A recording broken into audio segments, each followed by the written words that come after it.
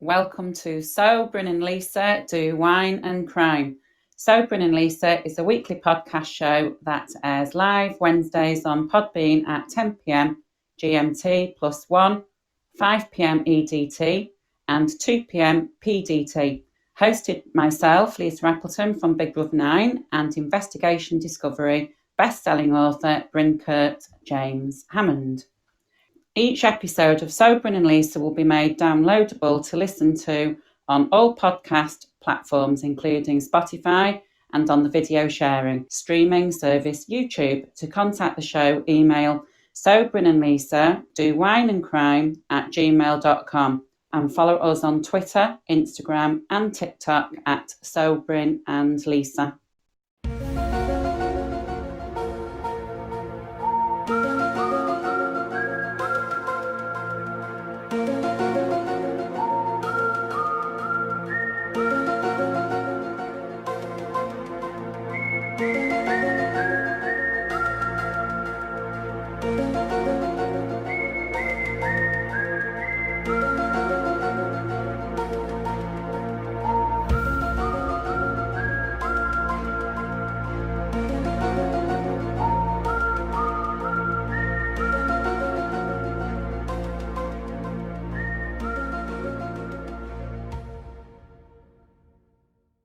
Welcome back, So Squad. You are currently listening to a condensed downloadable episode of So Bryn and Lisa Do Wine and Crime. On today's show, we have an all-new investigation, the shooting of Jamarion Robinson. And besides our main topic, our So Conspiracy of the Week is bonkers. It involves the tragic passing of a teen idol, and we have been deemed insensitive and disrespectful for covering it. I must stress that this information is already readily available online. Our writers heavily researched this topic, including reaching out to the YouTuber at the Don Frago, who failed to reply. My co-host Lisa and I only cover conspiracy theories that are trending and making headline waves. And as we are a debatable true crime conspiracy theory show, we welcome all opinions, good or bad. In our final segment, So Missing, we'll be re-evaluating the evidence associated with the disappearance of King Walker and his aunt, Diamond. Make sure you have a notepad and pen ready for the end of the show, So Squad, because we will be giving you the relevant information on how to submit a tip if you have any information concerning our So Missing case. Now to this week's shout-outs. I want to give a very, very quick shout out to at Crystal Cumming 6 for the Gordon Ramsay GIF and at Excel Hedge for your repost of tonight's show. We cannot thank you enough for your support. Power Rangers forever. Woo, yeah, definitely. So, right on to our conspiracy of the week. This week's conspiracy of the week has a real nostalgic feel to it. We will be covering two conspiracies this week, one which involves the music legend Bob Marley and the second the Yellow Power Ranger, to keep the proceedings rolling. The 1990s was a cesspit of cult classics from the likes of previously covered shows, The Rugrats and Saved by the Bell, to Clueless, Tattooed Teenage Alien Fighters from Beverly Hills and the Mighty Morphin Power Rangers. The Power Rangers premiered on August 28, 1993 on the Fox Kids programming block. Power Rangers not only introduced us to the evil alien sorceress Rita Repulsa, together with Zordon, Alpha 5 and 5 teenagers, Jason Lee Scott, Kimberly Hart, Zach Taylor, Trini Kwan and Billy Cranston, but it also launched the careers of the actors and actresses that filled the Rangers' boots. Austin St. John, Walter Emmanuel Jones, Thuy Trang, Amy Jo Johnson and David Yost made up the 5 original teenagers with attitude who defend the Earth from Rita's attacks, and they would remain the show's pinnacle stars throughout the first season. When season 1 ended, trouble began. Many of the stars took issue with the show's restrictions, working hours, lack of pay, and the effort and energy they had to have to turn up for work. One star that allegedly had major problems with the production was Thuy Trang. Trang had earned her role as the Yellow Power Ranger after her agent arranged for her to participate in an audition process that included around 500 other actresses of various races. Casting director Katie Wallian said on the day of Trang's screen test, Chewie was so nervous that she almost couldn't complete her final callback, but Trang impressed the executives when she showed off her skills by being extremely versatile when it came to transitioning from action to reading her lines. After securing the role as the Yellow Ranger, Trang moved from Fountain Valley to Los Angeles to be closer to the set of the show, which she found to be a major adjustment. She described the move as life-changing, but felt it a necessary step she needed to take to further her career. Trang later said, Asians are not portrayed in the media very well, and there are not many roles for Asian people except for the stereotypes, gangsters, hookers, things like that. A lot of older Asian people come up to me and say that I'm doing a service to the Asian community. Trang appeared in 80 episodes of the series, which included the entire first season and a portion of the second season. Trang, who performed many of her own stunts, began to take issue with the show soon after the 1994 Northridge earthquake struck, which badly frightened her and her co-star Amy Jo Johnson. Both stars, even though they were shaken up, were forced to the studio for filming. This caused hostility, but no scenes were actually shot because the crew did not arrive. Another time that caused Trang an issue was when she was reportedly hurt on the set of the show and had to be physically carried by other stars shooting because of her injuries. Jason David Frank said of the injuries, she put her all into the scene. Sometimes things happen. Another crew member who Sober and Elisa show spoke to said it was a kids show and the production wasn't great. The show's producers had a brand and the cast and crew were replaceable. When we asked the source to elaborate, they added, if Bryn or Lisa didn't turn up or couldn't do the show, I'm sure you could fill their boots. The scripts were written for the show, not Trang, and inevitably she thought she was more important than the show itself.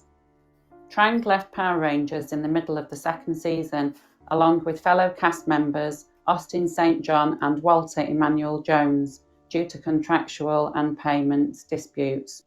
The actors wanted compensation for merchandising from the show, which was estimated to be worth about $1 billion, but the producers refused.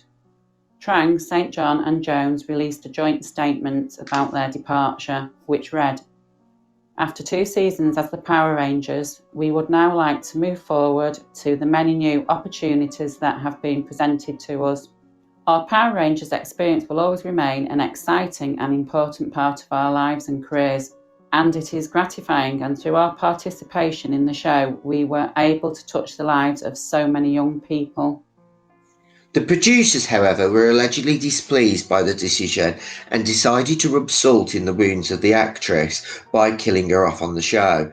Conspiracy theorists later alleged that the episode Opposites Attract, which was the 20th episode of season 2, mirrored the foreboding death of the actress and that she was killed as part of a ritual killing for the show's success. On September 3, 2001, Trang was travelling with her friend, actress and model Angela Rockwood, for whom Trang was to be a bridesmaid in her up-and-coming marriage. They were passengers in the car travelling on Interstate 5, driving back late at night after having visited Rockwood's maid of honour. The driver, another bridesmaid named Stefiana de la Cruz, struck some loose gravel in a groove alongside the street and lost control of the vehicle. The car swerved violently across the road before hitting the roadside rock face, flipping several times before striking the safety rail and plunging over the bank and into a second rock face. Rockwood was thrown 35 feet out of the car and survived, but severed her spinal cord and was paralysed from the neck down. The driver also survived the accident. Trang suffered internal injuries, and after a paramedic inserted a tracheal tube into her throat, blood began gushing out due to the internal bleeding. It was a tragic end to one of Hollywood's rising stars. However, online conspiracy theorists dispute the tragic end being an accident. and believe the show and the Illuminati are to blame. One theorist wrote, "If you watch Opposites Attract, you can see in the background a road that looks like the road where the Yellow Ranger was actually killed." Another added, "These are the things in the Crow, city of angels, that also foretell her death when she is killed by a resurrected Corvan after a fight scene. Saban is part of the Illuminati, I kid you not."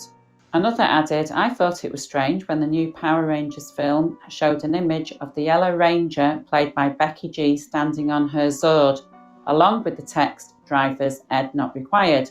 And in one scene of the Power Rangers film, the Triniquan character is even wearing a t-shirt with 1973 on it, the year of Trang's birth." It's a bit weird. Yeah, it is, isn't it? It's strange, a bit, isn't it? I think it's a bit distasteful, but maybe it's because the Lionsgate production wasn't getting a lot of publicity. That's right, yeah. and they've had to give it a bit of a attention. Boost by controversy. Yeah, I know. controversy. This is Not nice. Several fans responded on social media platforms such as Facebook and Twitter that the message was offensive because of Trang died in a car accident, with some users replying with the hashtag Justice for Thuy. One Reddit member added, "My post was removed by Saban, Illuminati confirmed." It was later confirmed that the official Twitter account of the Power Rangers franchise removed the posts in response to the criticism, although the international distributors, E1 Films, did not remove them. One YouTube channel, linked in our bio, states the reasons behind Power Rangers being Illuminati confirmed are simple. 1. There are 6 teenagers. 2nd, there are 6 Rangers. And there are 6 Zords. 5 of the Zords form the shape of a pentagram. In order to form the Megazord, the teenagers have to form the shape of the Star of David, and when you view the Megazord from the top it looks like an eye. And that, my So Squad, makes the Power Rangers Illuminati confirmed. And on to our final conspiracy of today's show, which, like the previous conspiracy theory, has gained traction online over the recent months, and alleges that reggae superstar Bob Marley was actually assassinated by a CIA agent named Bill Oxley. It's been said Oxley allegedly confessed to it on his deathbed. This story is bolstered by conspiracy theorists, states that Oxley admitted to the act on his deathbed, claiming that Marley was one of 17 people he killed for the CIA between 1974 and 1985.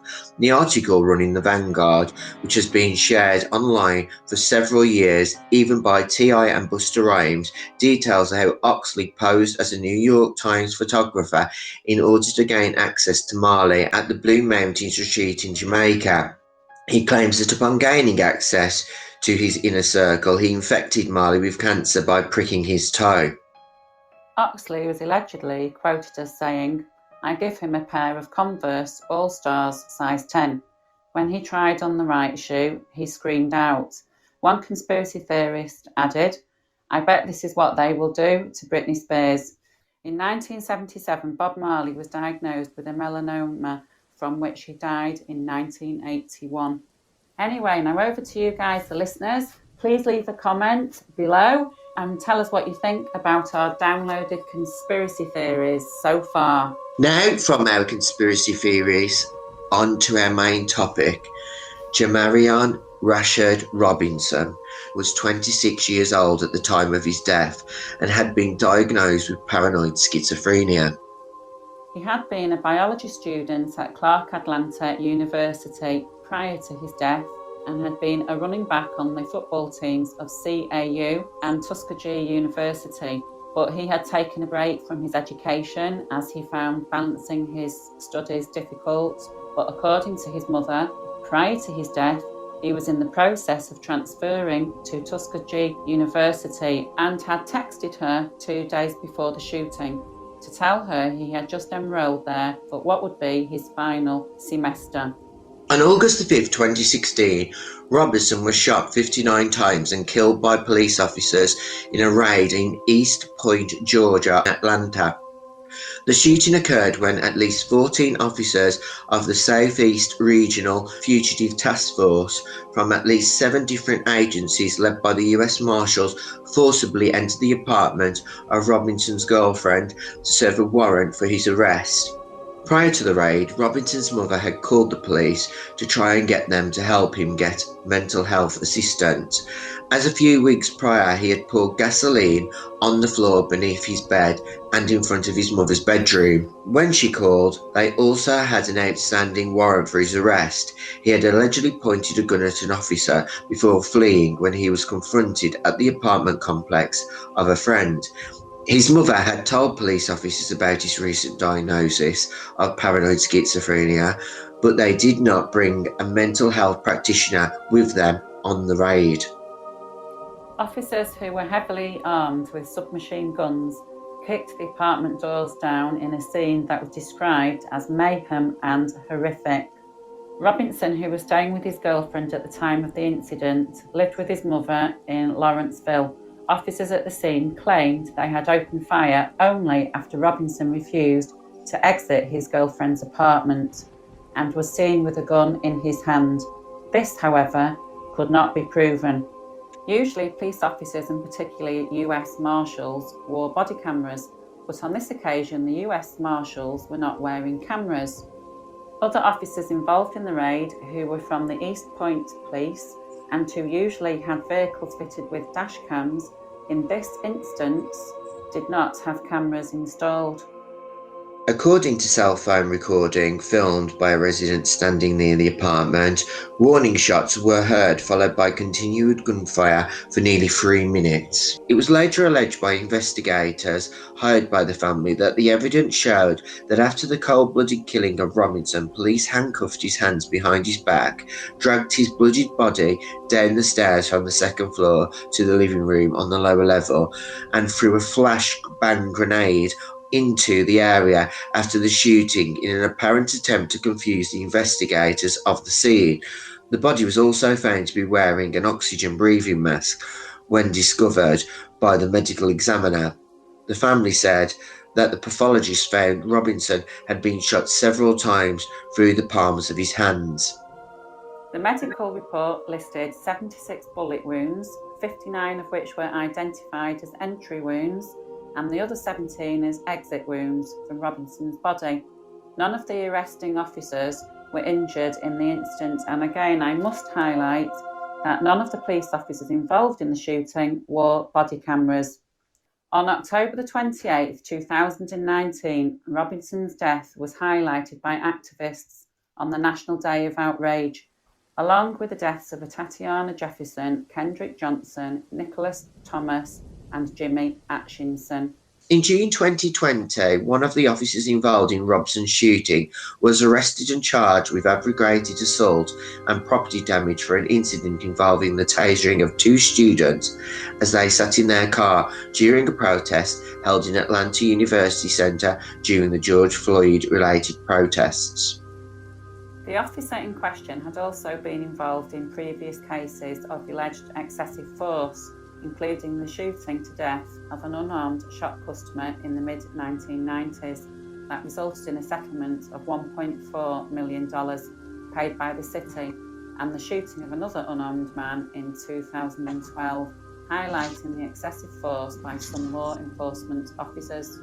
Our final segment on today's show is So Missing, and it is the disappearance of Kim Walker and Diamond Bynum.